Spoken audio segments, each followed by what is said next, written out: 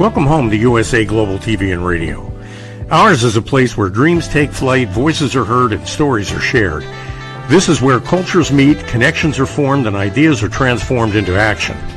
This is your destination for authentic storytelling, diverse perspectives, and meaningful conversations. We're where global stories unite and bridges are built beyond all borders. Discover our world of education, entertainment, hope, and inspiration. Together, we're building bridges worldwide. Subscribe to our USA Global TV channel and download our USA Global TV app. Be our guest or join our team. Visit usaglobaltv.com. With heartfelt thanks to our executive producer, Dr. Jacqueline Kerbeck, music scored by Yifei Tang from Cloud Road Music, creative direction by Paul Garcia, and I'm Al Cini, and I'm very proud to be part of the USA Global TV and Radio family. So join us here at USA Global TV and Radio. Make us your home for global connection. All rights reserved. This video and its contents are the exclusive property of USA Global TV and Radio. Unauthorized use, duplication, or redistribution in any form is strictly prohibited. Thank you for being a part of our global community. Let's inspire together.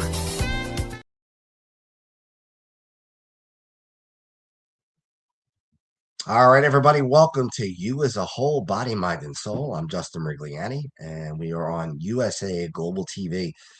And just want to welcome everybody, as we usually do, get together at this time on Mondays. So today's topic, I'll just get right into it, is they are the teachers. And what I'm talking about is, when I say they, the students that I've been teaching over the last several months. I started in September as a substitute teacher, and I've been in corporate America for a very long time, 25 years, more than that, actually. I'm sorry, closer to almost 30 years. And most of that time, the 25 years, I've had my own business. And I've talked about this ad nauseum, so I won't get into the whole thing, but business is pretty much not working out the way I wanted it to. And I'm kind of on a hiatus here, looking for another job, and I want to get back into corporate America as an employee instead of a business owner. And in the meantime, to make a little bit of money, I am a substitute teacher, and I've gotten a chance to get into classrooms and be with other kids, all kinds of ages, kindergarten all the way up to 12th grade, and it's really been fun for me. I know that I can't make it my career. I realize that. I do have a master's degree in education, but it's been so long, I haven't taken the tests. And quite frankly, the salary that they would start me at now just would not work at age 51. You know, if I was in my 20s, it'd be a different story, but considerably older than that. But while I'm doing it, I am enjoying it, and I will miss it. I really will miss it, and especially the special needs students. That has been one of the most rewarding parts of doing this. All of the grades are fun. I mean, I really enjoy them. I love the high school kids. I let them call me by my first name, so that I really can kind of relate to them and enjoy that. But the special needs kids are really fun to work with, because even the ones that are nonverbal, you could tell that they're appreciative. Um, they are just really good kids, and I've met some of the parents, and that also is something that it's really neat to see, because you wonder how parents feel when they have a child who is special needs. What goes through their mind? What do they worry about? What are the things that concern them the most? And I remember on the Halloween party, I was in the special ed class at Concord Elementary, where, quite frankly, is the place I'm most comfortable, because I know the kids now. I've gotten to know them really well, and it's been a lot of fun. But on the Halloween party, we had a parade, and we were going around, and I saw some of the parents, and I had some of the kids with me in the parade, and I shook hands with a lot of the parents, and we were talking just very quickly, not long conversations, but we got a chance to I got a chance to see how they interact with their kids, and the kids are so lovable.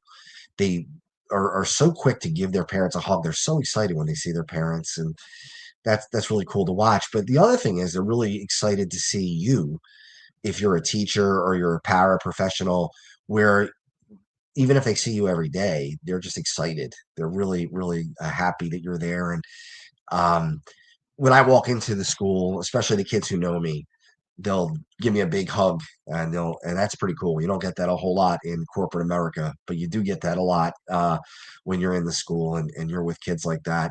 And that is rewarding. That really is. And it's amazing how dedicated the teachers are and how dedicated the professionals are. It's not an easy job, that's for sure. It really is difficult because it depends on the child, but there'll be children who get a little aggressive. That happens. I got punched in the eye probably a few months ago, probably October, and it was okay. Well, I didn't like it, but of course it's not a big deal. It was just a 5-year-old kid. But um, you know, I I've learned that you can talk to these kids even if they're nonverbal, just like you would talk to anybody else. I don't baby them. I tell them, great job, and you're really working hard, things that every kid needs to hear, not just kids with special needs. And they've taught me that. They've taught me what I should be doing. I kind of take their lead a little bit and let them kind of dictate where we're going to go and what we're going to do. Now, of course, there are parameters that you have to follow. You have lesson plans that you have to follow, and there are certain protocols you have to follow. But I really kind of encourage them to do what they need to do or they want to do, as long as it's within reason. They recognize you right away. They are amazing at memory, and a lot of them are, again, nonverbal but amazing in memory, where they remember minute details. And we all know that happens, especially with autism. But until you see it, it really doesn't hit you until you actually are there in the middle of it. You can actually see it, and you say to yourself, "Wow, this is just extraordinary." There's one kid, and I'm not going to use any names, but there is one kid who really doesn't talk, and you wonder if he's even listening to you when you talk to him, and you're not sure. And yet, when he pulls out a book, he can read, and he says the words out loud, and it's just amazing. He can read books that are well beyond his age. I think he's about 7 years old, and I believe he's autistic. I don't know for certain, but pulls out a book and he just reads the words and won't speak to you, but he'll say these words out loud. And I'll say to him, how do you know these words? How do you do this? And he never answers. But on some level, I think he knows that, I'm impressed by what he can do and what he's able to accomplish, even though he has difficulties. And it teaches me that even when I have difficulties, which I do, I'm technically a disabled American, being an ostomy patient. I have struggled my whole life with anxiety, depression, and OCD, which I've been phenomenal over the last several months. Going into 2026, I haven't felt better. I haven't felt this good in a very long time, probably almost back to college. Really excited about what's in front of me. But I look at these kids and I think to myself, boy, I was down in the dumps last year and I was not living my life to the fullest. And despite what these kids have to fight through, they do live their life to the fullest, or their lives to the fullest. All these kids, regardless of whether they're verbal, nonverbal, whether they have um, unable to use the bathroom on their own, whether they're wearing diapers. You put on a video for them to dance, and they dance right on the carpet, and they watch the video and they get really excited, and you can see their faces light up. They get really, really excited, and that's neat to see. That's pretty cool, and it's something that I'm going to miss certainly when I'm back in corporate America, where I won't see that kind of enthusiasm. It's inevitable that as you get older, you start to lose that childlike feeling, that childlike enthusiasm that we all had when we were kids. In fact, my kids tell me as they're getting older, they wish they could go back. It's amazing. We spend our entire childhood wanting to get older, and we spend our entire adult life wishing we were younger, right? We always think to ourselves, man, I wish I was younger. I wish, I'm 51. I wish I was 30 again. I wish I was whatever, 10 again, just to be able to live those exciting moments. And my kids are getting up, no, not old, but 19 and 14. And they look back and they say, wow, life was a little bit easier, a lot easier when I was only 8 or 9 or 10. It's the truth. Holidays aren't as exciting as they were before. No, they're not. Not when you become an adult. It's magic when you're a kid. And the one thing about these kids who have special needs, the sad part is they're not going to grow up to be able to do certain things. They're going to be limited in what they're able to do. That's just the way it is. And that's sad. And I'm sure it's difficult for the parents to understand, to know that. Not they understand it, but to know that and accept it had to be difficult, especially right off the bat. But here's the thing. They will not grow out of that excitement. They will not grow out of that believing in magic. They will not grow out of that childhood enthusiasm. And there's something to be said for that. There's something that you really look at and say, man, that's with all the limitations that they might have, and there are many. That's something that they don't even realize that is really great, is the fact that they'll always have that feeling of every day being an exciting day, and they wake up, and I'm not saying that they're always happy. There's sometimes that they're crying, or they want their mother or their father or whatever it might be, or they don't want to do a certain thing and they get very agitated and start throwing things around or yelling and screaming, or in my case, getting punched in the face. But at the same time, minutes later, they could be working on a puzzle and just enjoying it and playing with cars or blocks or whatever it is. They just have this innate ability to get the most out of the moment that they're in. And it's something that I think we lose as we get older. I know that I've lost it in the past. I feel like I have it back now. Certainly not to the level that a child would have it, but more than I ever have in my adult life. And that's exciting. That's exciting. The firsts are always the greatest ones, right? Your first love, that's the greatest one. Your first child is the most exciting because that makes you a parent for the first time.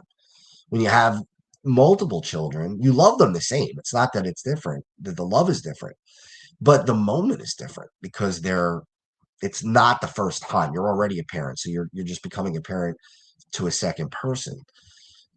So the firsts, are always the ones that you look forward to. And in some ways, these kids have a lot of firsts. Every day is another first. They learn something new. They do something new. They're just excited, and that is something that really we should all take away from that. Now, my brother has been working with kids with special needs for a really long time.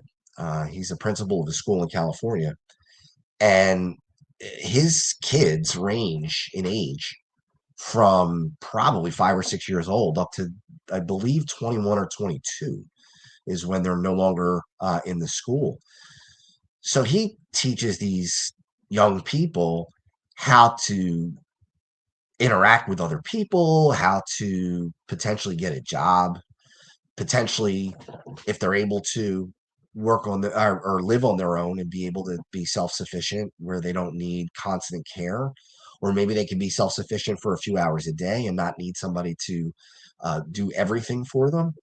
It's a range. It's a range, but he's able to do that. And he's done amazing work in California. He's implemented new technologies and implemented some really amazing programs that these kids are able to be involved in that you never would get the satisfaction of that in the corporate world. I mean, I'm not saying that the corporate world is bad, and I'm not saying that it's terrible to be in an office or work remotely and work with corporations around the world. But the fact of the matter is, you're not going to get the same satisfaction that you would with young children, at least in my opinion. Maybe other people feel differently, and that's okay. That's fine. Another thing that I've learned is how to be more sensitive, and I really I don't get offended easy. It's very difficult to offend me. I get angry. Um, and I'm much better with that than I have been in the past. I'm able to control my anger a little bit more. But one thing that I got angry about last week was a derogatory term that was used against people who happen to be liberal. And I'm not saying that this is I'm liberal or conservative. I'm not going in that direction. But whether you are liberal or conservative, using certain terminology can really be offensive, especially to parents. And it was directed towards liberals. I'm not going to use the term, but it's a term that was used in the past for people with Down syndrome. Now they're using lib and that part of that word. So I really want to stay away from using it. But I told people, look, if you want to use that, use a derogatory term, and you want to call people names, that's your prerogative. It's ridiculous, but it's what you do. If that do you right, if that's what you want to do. But can you stay clear of that term? Can you step away from that one? Come up with something else. It can be anything else. If you want to be offensive in another way, but don't be offensive to young kids or to parents of these young kids who see and hear that. And I'm sure some of them let it roll off their back and others don't. Others are not able to let it roll off their back. It's not a matter of being weak or being woke or being anything else. Oh, this is terrible. Don't be politically correct. No, don't be insensitive. That's all we're saying. That's all I'm saying is think about what you're saying before you say it or what you write before you write it. Even if you're angry at somebody else, it doesn't give you the right to say something that's going to be hurtful, nasty, cause them to feel pain. Why would you do that? No matter what side of any aisle that you're on, you don't want to do that. And I'm sure it's hurtful for parents of kids who have special needs, whether they have Down syndrome, autism, anything else, Asperger's, all the other anybody on the spectrum, neurodivergent children. I have family members who have children who are neurodivergent, and it's tough. It's not easy. It's a 24-hour a day job. You have to worry about everything. You have to worry about um, whether they're going to run away. You have to make sure the doors are locked. You got to make sure that they don't, when you're out with them, that they don't get lost. And if they get lost, it could be very, very dangerous. Where they wind up, who winds up picking them up. You got to worry about people in the area, who's around, who might take advantage of a child with special needs. What other dangers are there? Animals. They may not realize it, that animals can be dangerous. They may go to pet a dog that might bite. They may go into the woods. They may go near water. All these different things. So when people use derogatory language that really insults those children and those parents, it really is not necessary. You really don't need to do it. You could be offensive if you want to, but stay away from that. There's certain things that now look, I'm not giving you the green light to be offensive. I'm just saying if you're going to be offensive, you can go another route. You can be nasty and not offend children. I think children should be hands off. And maybe I wasn't sensitive enough to that before I started teaching kids with special needs. Maybe I would never use that language or say those things, but maybe it wouldn't have bothered me as much as it did this time. This time it really annoyed me. And I made it known. I wasn't nasty about it. I wasn't angry. I didn't challenge anybody to a fight or anything stupid like that. But I just said, think about what you're saying. And some people disagreed with me and said it's not a big deal. Okay, well, if that's the way you feel, that's the way you feel, but it is a big deal. You're not correct, and sometimes we got to say when things are wrong and just call them for what they are, wrong. And it's wrong to use kids with special needs as an insult to other people. Plain and simple. I really don't think there's any ambiguity here. I really don't see how anybody could disagree with that. And there were people who disagreed with that, which is a head scratcher. But let's get back to the positive. These children can give you such insight into what it is to be human. They have an ability to see through any kind of obstacles. They look at you as, you know. I'll give you an example. One kid was crying and he was all upset, and he's nonverbal. He's got a board where he could type and say things, and I forget what was going on, but he was really upset, and I said, "Hey, come on, you know what's going on? Tell me what you need. What's happening?" And he wouldn't tell me for a little while, for probably about 30 seconds. I said, "Come on." I said, "Just tell me what's going on. Why are you crying? What can I do to help you?" And then he just jumped up in my arms and he sat on my lap and he just wanted to stay there. That's it. That's all he did, was just sat on my lap. And all of a sudden he stopped crying and he just sat there and he put his head on my chest and we just sat there. And I said, "Okay, you know, if that's what you need, if that's what is going to help you feel better, it's fine." You know, and we just sat there, and I didn't tell him, "Well, you got to do your work, or you have to, you know, you can't sit here," or no. I just let him stay and just be relaxed, and we took it from there. Um, that's that's a gift from those kids. It really is. It's something that they give you, unconditional love, because they know that you're there to help them. Does it get frustrating if you're there every day? And I'm not there every day. I'm not in special ed every day. So yeah, I'm sure for the teachers and the paras who are there day in and day out, it could get rough. It's not easy. And these people are not paid enough. They're really not.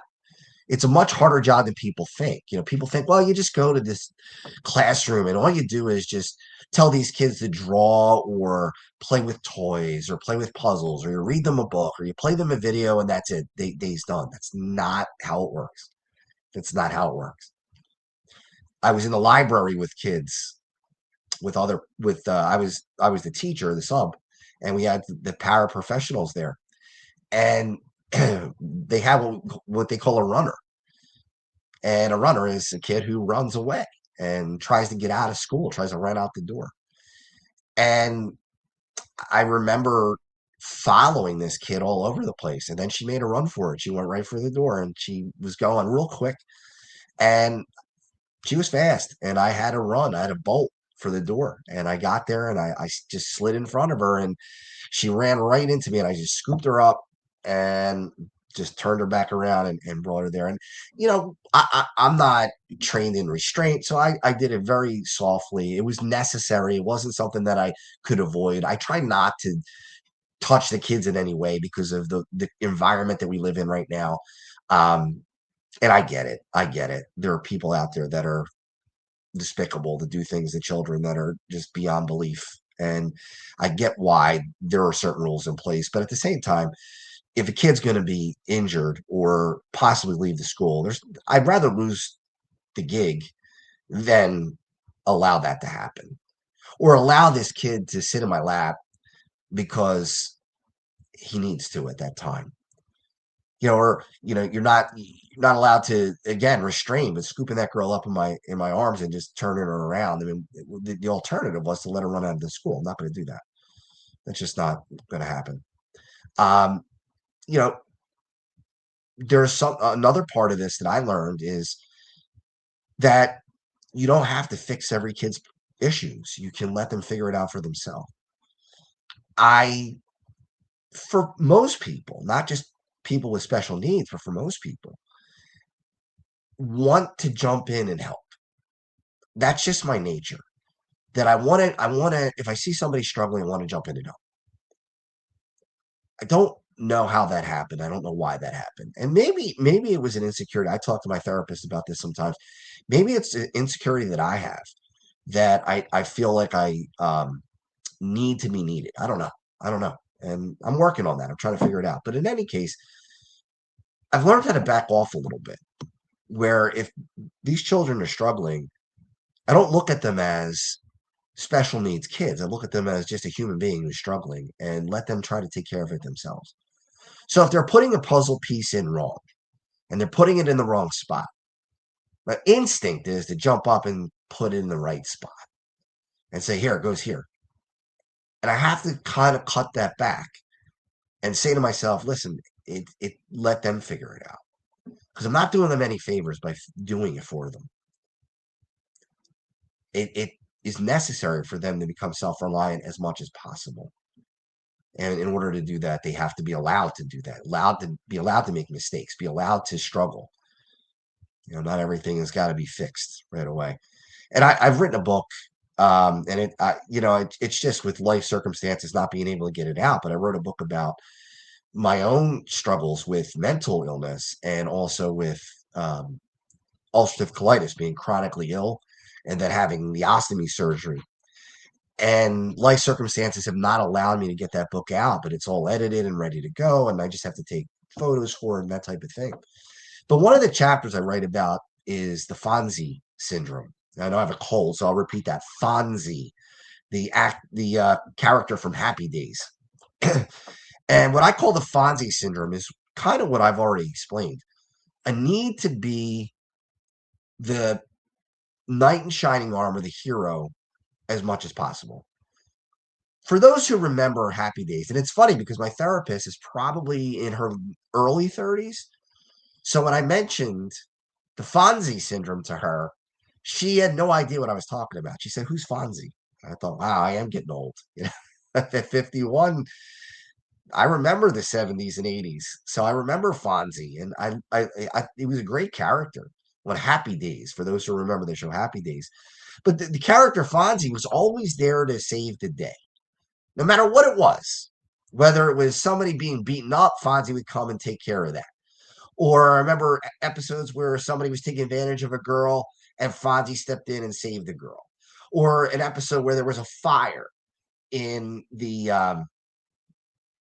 Arnold's, which was a diner, I guess, or a restaurant. And Fonzie saved the day there too. He kept everybody calm. He was always stepping in. When somebody needed something, whether, airplane tickets, Fonzie came through and had the airplane tickets. And I'm just remembering episodes as I'm talking to you.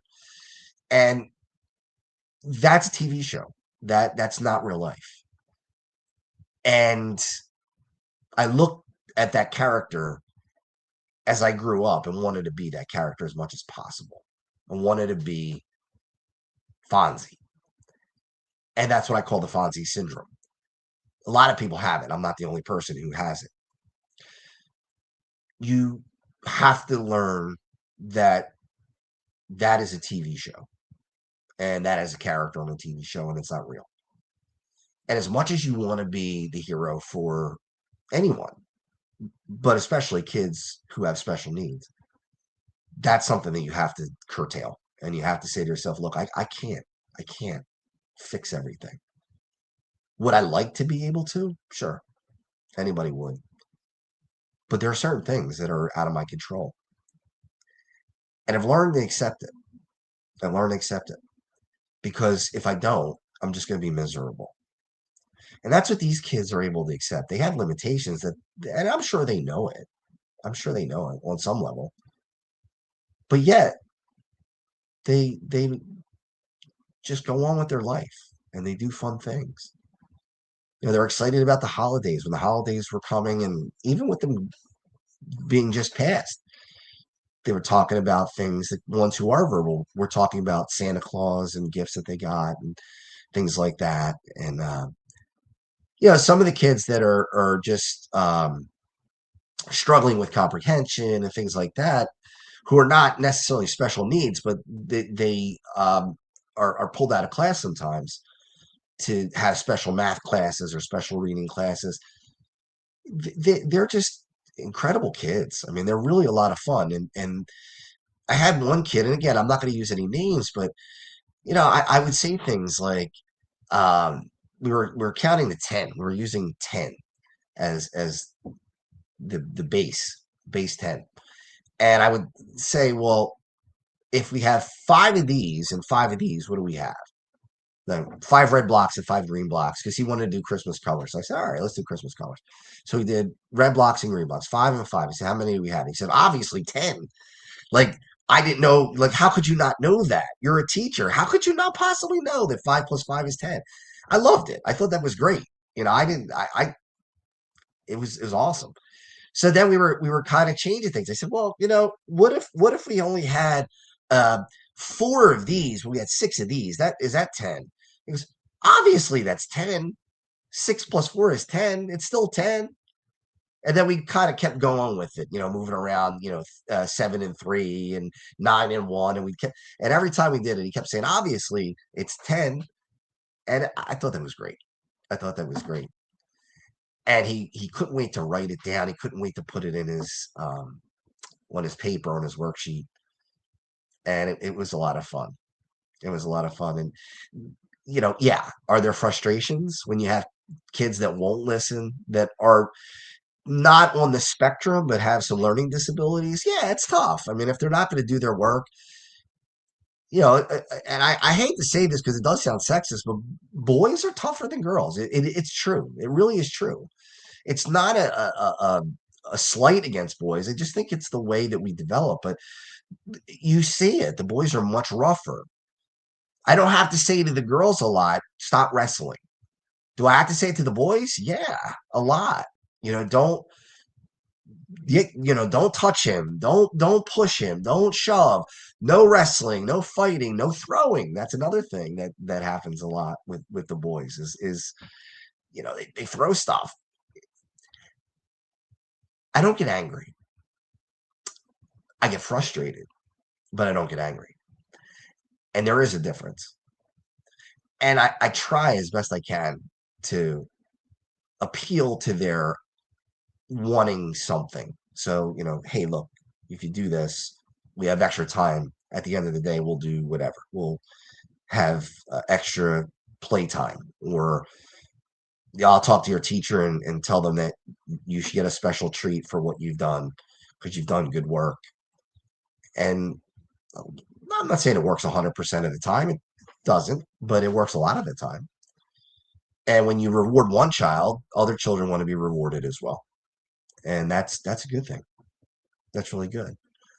Um, I like the fact that other students who are not special needs students take care of some of the special needs students. I see it at lunch. I didn't know what to expect as far as how the kids who are not special needs, kids who are not on the spectrum, how they would respond to kids who are, especially kids who are nonverbal. I had never seen that interaction before, really, in personally up close. And it's really cool to see how these kids take care of these other kids. They open packages for them that they can't open, or they help them get a fork or a spoon, or they help them clean up if they spill something.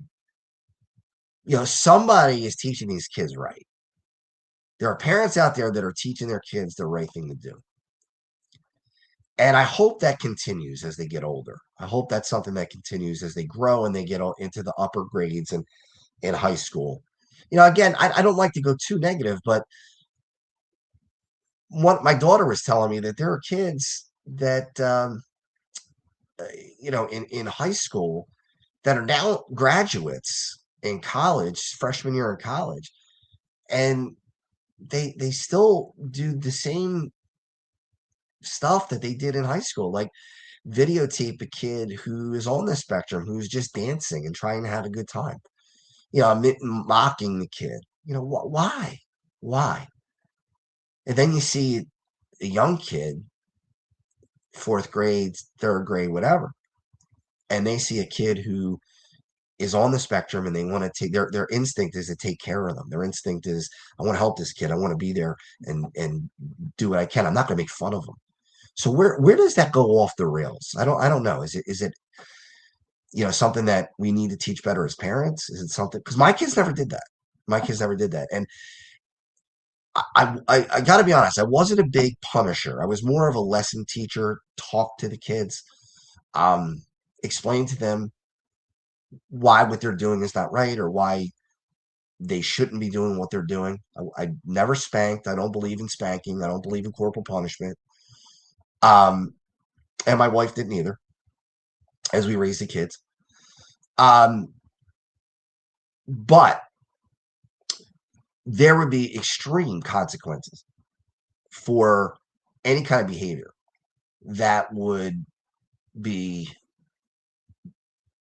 bullying, mocking, doing anything that was just wrong to a person with special needs. That would be one thing that would require, for in my the way I think.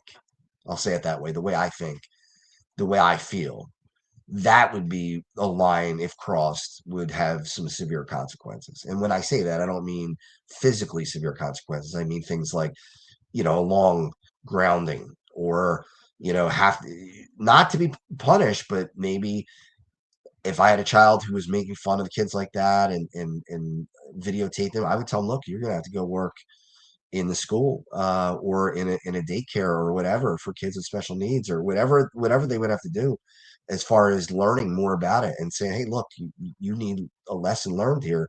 You're going to get up every Saturday now at 6 o'clock in the morning, and you're going to go help in a place, where special needs children are, or even adults. And I, that's one thing that just has always driven me crazy. But now, especially after learning more about these kids, they've given me a better insight into how they should be treated. And there is no excuse for using them as a way to crack jokes or a way to try to become more popular. And that's really what it is in high school. As we're ending up the show, I remember, probably a couple of years ago, there was a kid who uh, had another kid eat food off the floor, a special needs kid, and he laughed and he was joking around with the other kids about that. And he might have been on the soccer team or whatever team, baseball team, whatever. I gotta be honest with you, if I was the coach of the team, he'd be off the team. That would be it. That would be the end of his season. Say, come back next year, and if you're more mature next year, you can play. But this year, I don't want you on the team. Sounds harsh, but I think that's what is needed. I don't think that these things can be overlooked or a slap on the wrist. I think they have to be dealt with in the right way. And the right way is taking something away from them and not allowing them to do that again. And look, if you're going to do that again next year, I'm going to do the same thing. I'm going to kick you off the team. You're not going to be a part of it. We got to teach kids that they have room to make mistakes, but there are certain mistakes that should never be made. Drinking and driving, that's not something that you have to do on your own to learn that it's bad. We all know that it's bad. We all know that it's wrong. Making fun of special needs children, we all know it's wrong. You don't need to do it to find out, oh, you know what, that was a mistake. That's not the case. So I'm excited for the future, because I think that a lot of these young kids right now are learning that people on the spectrum, kids on the spectrum, are normal kids. They just happen to have a disability. That's all. So they're learning how to integrate themselves with those kids. And maybe, just maybe, when they get into high school, they're not going to be the ones making fun. They'll be the ones that'll help them carry their books. They'll be the ones that help them find the bus. They'll be the ones that help them open their locker. That's what I'm hoping for. And I think that's going to happen. So if you're a parent out there, teach your kids. That's the right way to do it. All right. I want to thank everybody for watching today. We're going to be back next week with another topic. Don't have it yet, but we'll come up with one. And I want to thank Megan for her hard work behind the scenes producing. So everybody have a great week. I'll see you next week right back here. What if one simple skill could change the way you connect with the world? What if listening could open doors to deeper relationships, stronger businesses, and a better you? Dr. Jacqueline Kerbeck, the Listening Mentor, brings you USA Global TV and Radio, a space where voices are heard, ideas are shared, and global communities thrive. Through the Elevated Listeners courses and books, you'll master the power of listening, set boundaries with confidence, and transform conversations into opportunities. Join us. Listen, learn, elevate. Whether you're a leader, a coach, a business owner, or someone seeking stronger connections, your journey starts today. Subscribe, learn, and transform today. Ever dreamed of hosting your own TV show, sharing your story with a global audience? Now's your chance to shine. At USA Global TV and Radio, we make it easy for you to create, host, and broadcast your very own TV show. Whether you're a storyteller, entrepreneur, or industry expert, we help you bring your vision to life. With our exclusive interview, live streaming, and podcasting training, you'll gain the skills and confidence to captivate your audience. Our global platform ensures your voice is heard worldwide. Join our community of creators who are already making an impact, one show at a time. Step into the spotlight. Host your own TV show on USA Global TV and Radio. Book your discovery call today at usaglobaltv.com. Copyright 2025 USA Global TV and Radio. All rights reserved. Terms and conditions apply. To learn more, visit usaglobaltv.com. Thank you, viewers and listeners of USA Global TV and Radio, for joining us today. We're honored to have your time and attention as part of our global community. At USA Global TV and Radio, we believe in the power of authentic conversations, meaningful connections, and creating a world of possibilities together. Want to be part of something bigger? Join our team of elevated listeners at usaglobaltv.com, a space where your voice matters and your ability to listen transforms relationships. Stay connected with us across all our platforms for thought-provoking discussions, expert insights, and empowering stories. Subscribe to our channels at youtube.com/c/USA Global TV. Follow us on social media and explore the endless opportunities we're creating for growth, learning, and inspiration. Together, we're not just broadcasting, we're building bridges and changing lives one conversation at a time. For inquiries, contact us at info@usaglobaltv.com. Music by Johnny Dies. Produced by Executive Producer and Director Dr. Jacqueline Kerbeck. Voiceover by Mike Porter. Creative Direction by Paul Garcia. All rights reserved. Copyright 2025. Visit usaglobaltv.com to view our full terms and conditions.